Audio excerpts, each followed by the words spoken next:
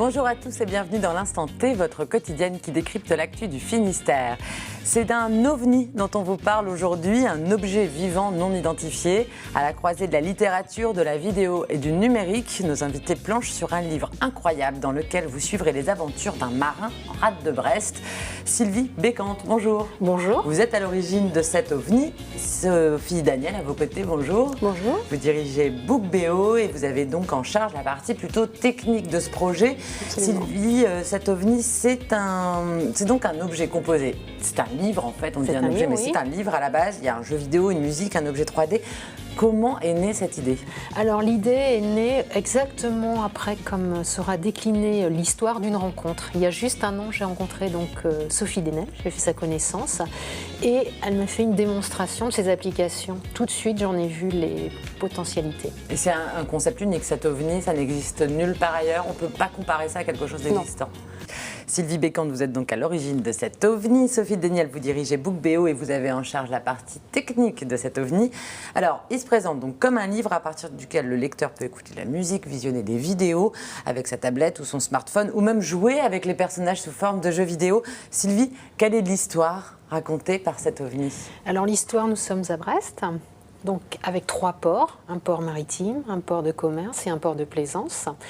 Et j'ai oublié le port militaire, excusez-moi. Donc un marin fait un tour du monde avec tous les objets que nous achetons au quotidien, avarie dans le rail de Ouessant et obligation de regagner le port de Brest pour réparer. Le bateau est à quai 4 mois. Un marin, Lolito, personnage principal de notre histoire, est curieux.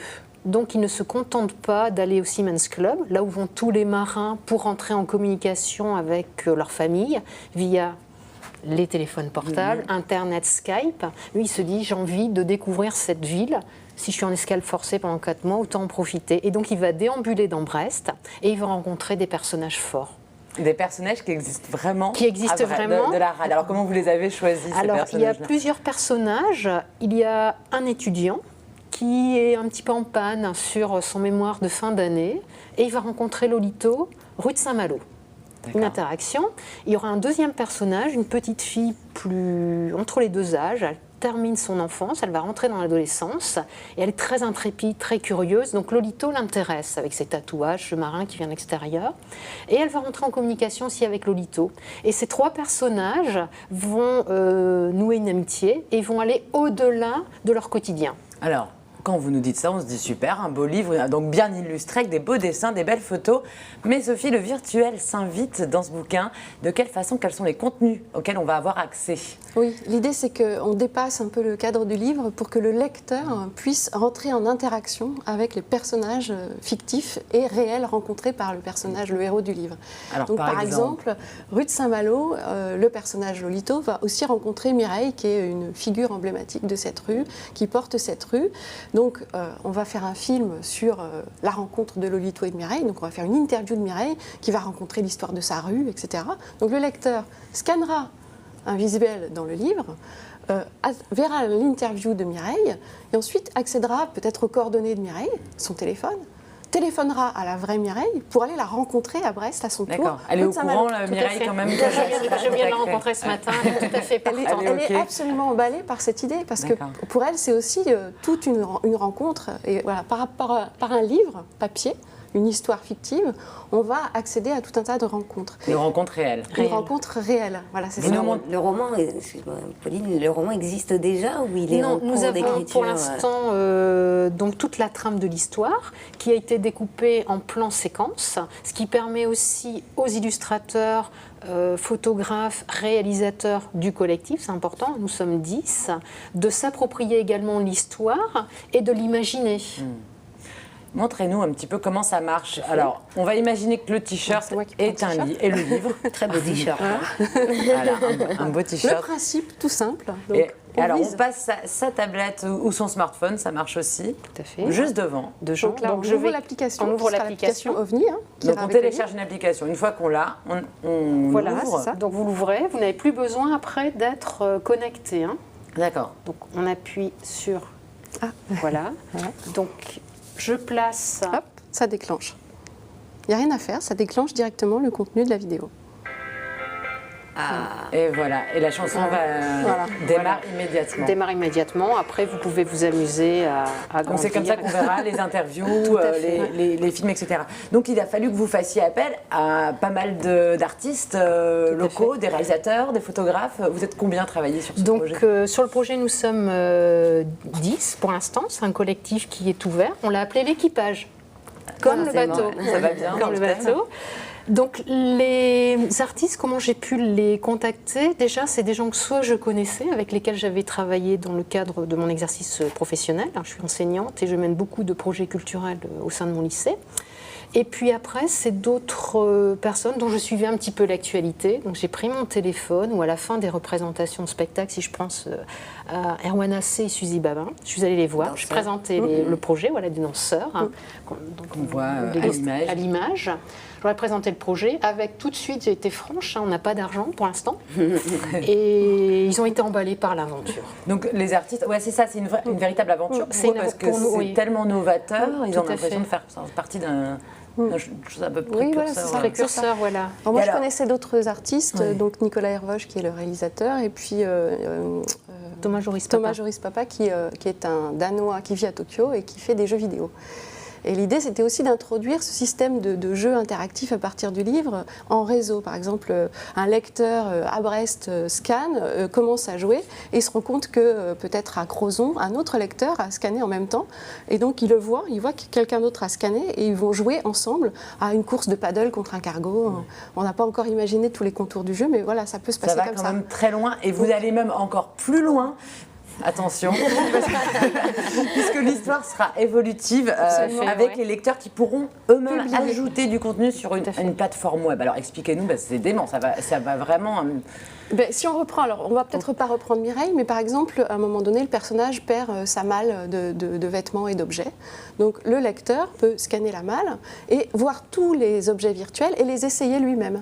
Par exemple, ce sont des vêtements, les vêtements d'un Philippin. Tiens, je vais les essayer. Donc je me prends en photo avec les vêtements et je publie cette photo d'essayage virtuel sur la plateforme. Donc les autres lecteurs verront qui a essayé les vêtements et auront une espèce d'idée des tenues. C'est un peu un réseau social. Exactement. Oui, il y a cette dimension aussi. Ça s'adresse à qui justement cet ovni ? On se doute bien que par exemple ma grand-mère aurait du mal à peut-être s'en servir. Mireille à Saint-Malo, rue de Saint-Malo. C'est tout ce qu'on avait dit comme les jeux de société de 7 à 77 ans. C'est ce que je vous expliquais tout à l'heure. Il peut y avoir une personne qui va le lire de manière traditionnelle. Oui, on peut lire le livre sans forcément utiliser les moyens numériques. Tout à fait. Et après, pourquoi pas, c'est votre petit-fils qui arrive, qui se dit, mais tiens, là, il y a une application, est-ce que je peux te faire la démonstration ? Puisque les jeunes ont tous un téléphone portable. Donc c'est même un objet à découvrir entre générations, presque à deux. Les éditeurs, pourtant, n'accrochent pas vraiment pour l'instant au projet. Vous restez indépendant. Qu'est-ce qui freine justement les éditeurs à participer ? Là, c'est aussi lié à l'histoire de BookBéo, puisque l'entreprise est née en 2008 et BookBéo, ça signifie livre vivant. Donc c'était l'origine un petit peu du projet BookBéo. Et en fait, au fur et à mesure, j'ai rencontré des éditeurs de toutes les tailles, Gallimard, Flammarion.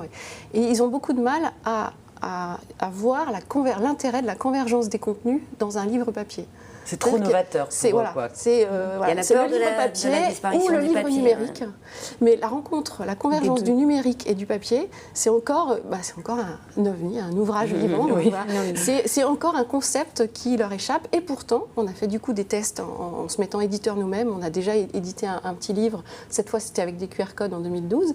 Et pourtant, les lecteurs, eux, ils sont complètement fans, surtout les jeunes générations, Donc vous savez qui lisent leurs livres avec leur smartphone et qui n'ont aucun problème pour publier des contenus, envoyer des commentaires, partager ça sur leurs réseaux sociaux. Donc le livre, il y a certains contenus du livre qui peuvent sortir de l'histoire et réalimenter l'histoire. Alors, c'est vrai qu'on se met un peu du point de vue des éditeurs. Alors, une histoire, des dessins, des photos, des vidéos, de la danse, un jeu vidéo, des sports nautiques, de la musique, un contenu participatif, évolutif. On se dit, oh là là, est-ce que c'est pas un peu... On n'a pas peur que le lecteur s'y perde, justement, avoir une sorte de fourre-tout C'est généralement le premier reproche que l'on a. On ne comprend pas, c'est un fourre-tout.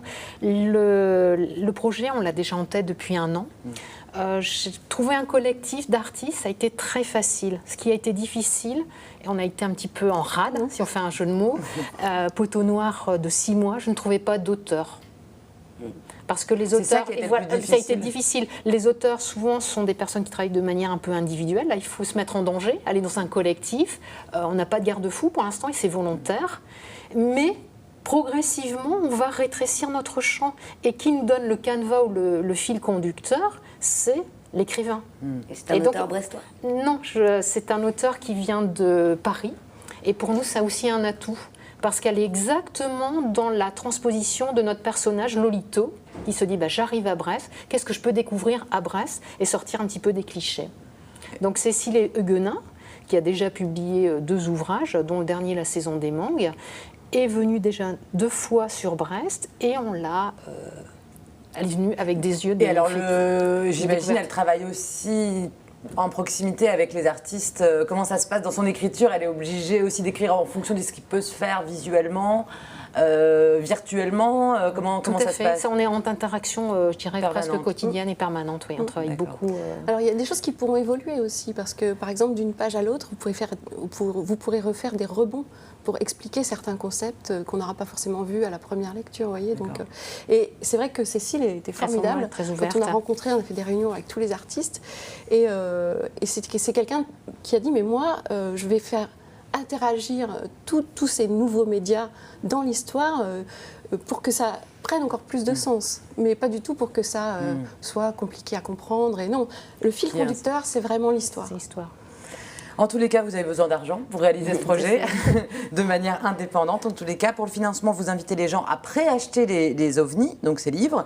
Ça se passe sur le site gweneg.bzh. Ça coûte combien la réalisation d'un tel ouvrage? Alors là, l'idée, c'est de faire un livre, plus une application, plus une plateforme de contenu web. Donc, vous voyez, vous avez un petit peu... donc, on s'est un peu donné l'objectif, là, de rassembler 15 000 €, c'est-à-dire 500 préachats de 30 €. D'accord. Et ensuite, une fois qu'on aura ce livre existant, on pourra aller chercher d'autres ressources, d'autres moyens pour financer les ça contenus va se faire plus petit complexes. à petit. Mais il faut que l'objet existe et avec tout son potentiel de convergence. Et quand va-t-il exister? Alors, on aimerait le sortir pour Noël. Bah oui, ce qui fait que vous pouvez préacheter le livre du futur, cadeau original pour Noël. Le livre du futur. Aussi, le site internet pour aller préacheter son ovni, c'est www.gweneg.bzh. Voilà, ça s'affiche sur l'écran. Merci beaucoup Sylvie et Sophie d'être venues nous parler de votre super livre. Passez une excellente soirée sur TBO. Ciao.